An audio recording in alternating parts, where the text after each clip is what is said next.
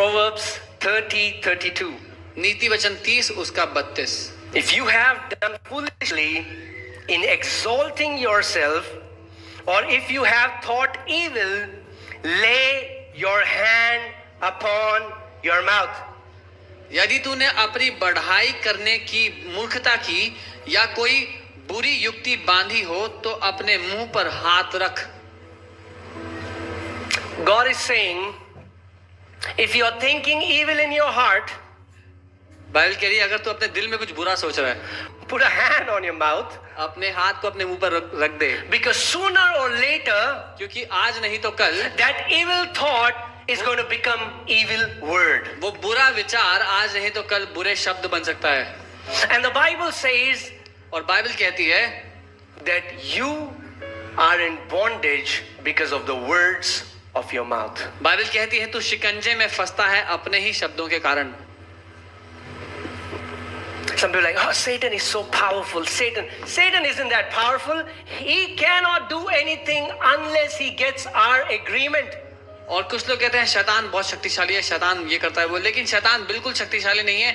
वो कुछ नहीं कर सकता जब तक हम सहमत ना हो उसके साथ जो वो करना चाहता है. He is looking for your agreement, church. वो आपकी हाँ को तलाश रहा है church. And what he does is he gives you thoughts. और वो ये करता है वो आपको विचार देता है. And he wants you to meditate on them, think on them. और वो चाहता है कि आप उन विचारों के बारे में सोचें, उन पर मनन करते रहें. That's how he tempted Eve. इस तरह से उसने हवा को बेवकूफ बनाया. Has God really said? क्या सच में परमेश्वर ने ऐसा कहा है? Has God really healed you? क्या परमेश्वर ने सच में तुम्हें ठीक कर दिया? Then why do you have this symptom? तो फिर ये लक्षण क्यों दिख रहे हैं? Has God really forgiven you? क्या परमेश्वर ने तुम्हें सच में माफ किया? Is God really good? क्या परमेश्वर सच में भला है? And sooner or later, when we keep meditating on those thoughts, और आज नहीं तो कल जब हम उन विचारों पे मनन करते रहें, they start to spill out of our mouth. वो हमारे मुंह से निकलने लग जाते हैं. And demons are waiting for our words. और दुष्ट आत्माएं इंतजार कर रही हैं हमारे शब्दों का. But what would happen if we would fill our heart with the word of God? लेकिन क्या होगा अगर अपने दिल को हमने परमेश्वर के वचन से भर डाला तो? And you keep meditating on the word day and night. और हम वचन पर मनन करते रहे दिन और रात. You know, so many people are poor not because they do not have good opportunities. बहुत से लोग गरीब इसलिए नहीं कि उनके पास अच्छे मौके नहीं आते. So many people are poor because the enemy has still bound them in poverty in their mind. वो इसलिए गरीब है क्योंकि दुश्मन ने आज भी उनके मानसिकता में उनको गरीबी में बांध रखा है.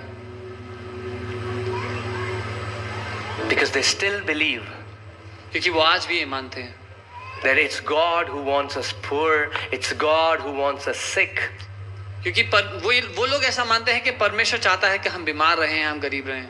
The Bible says, let the name of God be magnified who is pleased in the prosperity of his servants. Bible कहती है परमेश्वर का नाम ऊंचा उठाया जाए जो अपने सेवकों की समृद्धि से प्रसन्न होता है. If God was pleased by the prosperity of his servants in the old covenant, how much more when we are his sons and daughters in the new covenant? जब परमेश्वर पुराने नियम में अपने दासों के अमीर होने से खुश होता था, प्रसन्न होता था, तो और भी कितना ज्यादा जब नई वाचा में हम उसके बेटे और बेटियां ठहरे हैं और जब हम समृद्ध होते हैं तो वो प्रसन्न होगा. Amen. आमीन. Satan is after our thoughts. शैतान हमारे विचारों के पीछे है. But so is God. लेकिन परमेश्वर भी हमारे विचारों के पीछे है. Because the enemy knows where the real deal is. क्योंकि दुश्मन को पता है असली मुद्दा क्या है. If he can bound you with wrong thinking in your heart, you will always have wrong manifestation in your life. अगर आपके दिल में गलत विचारधारा में, बुरी विचारधारा में उसने आपको बांध दिया तो आपके जीवन में उसका प्रभाव गलत ही दिखाई देगा. If you have thought evil, lay your hand upon your mouth. अगर आपने कुछ बुरा सोचा है तो अपने मुंह पर अपना हाथ रख दें. Amen. आमीन. Do you know what is evil in God's definition? पता है परमेश्वर की नजरों में बुरा क्या है? Any thought of unbelief is an evil thought. अविश्वास का कोई भी विचार. The Bible calls evil heart an unbelieving heart. Bible कहती है एक दुष्ट हृदय जो विश्वास नहीं करता। A heart that does not believe in the goodness of God is an evil heart. एक हृदय जो ये नहीं मानता कि परमेश्वर सच में भला है, वो एक दुष्ट हृदय है। Amen.